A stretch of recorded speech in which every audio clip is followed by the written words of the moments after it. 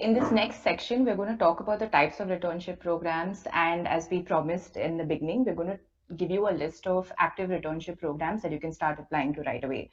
But before that, let's dive a little deeper into the paid and unpaid returnship programs, and then maybe you can figure out and help you identify which one is the right one for you. So there are several companies that offer paid returnships, some of which are companies like Cognizant, IBM, Intuit. The typical duration of these programs is 6 months, which could lead to full-time employment after you complete the program. They provide well-curated learning paths, again, based on the job function that interests you and based on your career goals. You have that choice with them. You get to enhance your skills by working on some of the latest technologies, while, of course, delivering meaningful impact to their own customers. You also get the opportunity to be involved in some real-time on-the-job projects, where the focus is also to make you hands-on with new tools and latest technologies.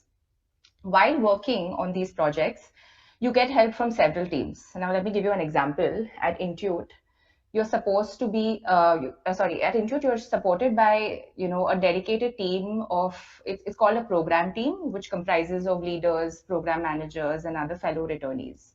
Companies like IBM also offer a dedicated mentor to you who will help you get up to speed with, the current environment and new technologies being used. These companies, the ones that I just listed, they say that they have seen professionals who have taken as long as 20 years of break. And I just saw a question in chat where someone was talking about, having a 12-year break. So of course, these are also very relevant. No matter what your break is, they have minimum criterias for break, but they don't have a maximum criteria. There's no one puts a cap on that. And you may be wondering why these companies are charging candidates for the program. It's because companies are investing time and money in several mentors who coach returnees, right? So as I mentioned, you'll be assigned a dedicated mentor. So these mentors need to be compensated. Also, there is a risk of the candidate not following through with the program, like by the end of the program. And they're just scared that this would happen after significant effort has gone into training them. And that's the only reason why they ask you to pay for it. They are not really big amounts. On the unpaid side, now there are three pointers that you see here, right? Because there are three types of unpaid returnships. Let me start with the first one, where a few positions are allotted only to women returning to the workforce. So companies like Oracle, Amazon, Tata, Capgemini, Accenture, they offer returnship programs free of cost. So it's basically a tailored program for professional development and learning that is delivered over a period of time, again depending on the role, the country, and the career pathway that you're looking for. However, their criteria to qualify is a little more strict because it's unpaid, right? For example, at Amazon, the program is open to a candidate who has taken uh, a minimum of 1 year of a career break, but they also need to have prior experience that matches the job requirement for the identified position. So in this first point that I'm talking about, these companies open a few positions to women returnees alone. For such roles, you can apply, and once you pass the screening round, you will go through a series of interviews, which is very similar to what candidates would go through without a career break, for other roles. So Amazon, TCS, Capgemini, Oracle are few of the companies that follow this. Though your journey is a little different, you will join a cohort with other relaunchers. You can, of course, benefit from this cohort community because you join at the same time as other relaunchers who will give you a unique sense of camaraderie and support. In the future, all that they expect from you is to give back by coaching other relaunchers. But now, once you join in, companies like Oracle and Amazon, they'll offer you a 12-week onboarding. This is more to familiarize you with their culture and way of business. Of course, with the help of some high-touch orientation programs and mentoring support. You will also go through a personalized development plan for a quick skill lift in that 12 weeks. Of course, they'll make available speaker sessions and trainings for you to acclimatize to their corporate environment. Talking about the second one, which is the second unpaid type of returnship, it is the fixed term contract. So some companies like Capgemini, they will initiate a 6-month fixed term contract with a view of you becoming a permanent employee. So that is what they aim for, and that's why the contract. So So Capgemini specifically offers 4 returner coaching sessions over that 6-month period. They will tailor an L&D plan for you, devised with the business in mind, of course, to support you to get back into the workforce. The last bit is network-based programs. So here I'm going to quote an example of Accenture. So Accenture's returnee program, which is powered by Accenture's Vahini network, that's what they call it. It's a network of 120,000 women professionals who help women returnees reach their professional goals through training, mentorship, and the network at large, right? So you have so many women there that so many other women and their experiences that you can leverage to succeed in your own careers. So, being a part of this program, you will have access to resources that will support your holistic development. It's typically a blend of exclusively curated training, experiential learning boards, online resources with skill-based mentorships. These are basically designed for rebooters like you, so that you can ace their tracks. Accenture also has few roles dedicated to women returnees, the first point that you see here. But their network-based programs are more to enable you to explore jobs even outside the Accenture ecosystem. Now, what is common between paid and unpaid?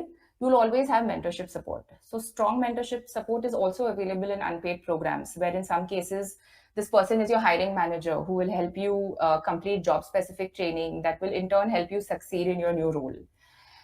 In other companies, you may be paired with a dedicated mentor from one of their employee resource groups.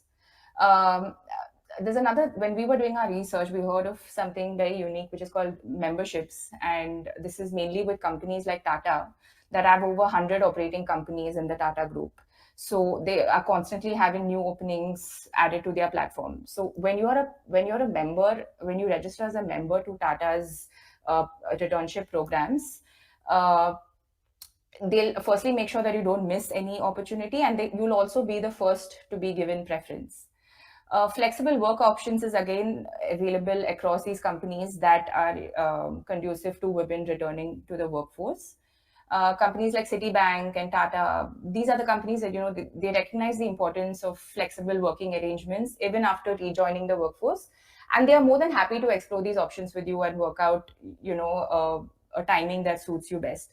Tata actually, because they have so many operating companies, they also offer you the opportunity across like to work across India. So here are few of the companies. We have only listed 5 here, but we have all your email IDs because you've registered. We are going to send an email of, I think we have 30 odd companies and their returnship programs that we will email you. So as you see, there's an eligibility.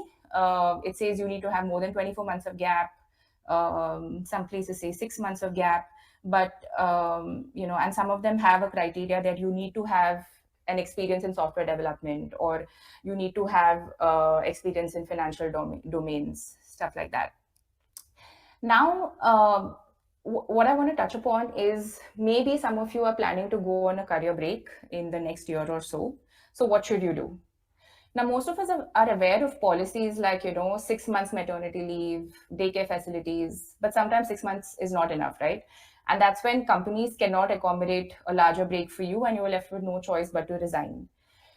What can you do now is you should safeguard your career, and not just your career, you should safeguard your career after, when you're looking to return after the career break. How do you do that? You join companies that don't just have mom friendly policies, but they also have programs that help you restart after a break.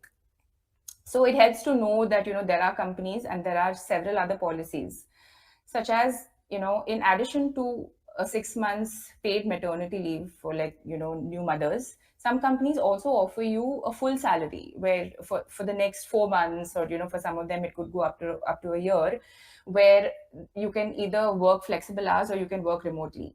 So if you are planning to make that switch right now, ask these questions in your interview. Ask them what is their maternity policy, what is their policy after, do they have any programs to empower you after you join.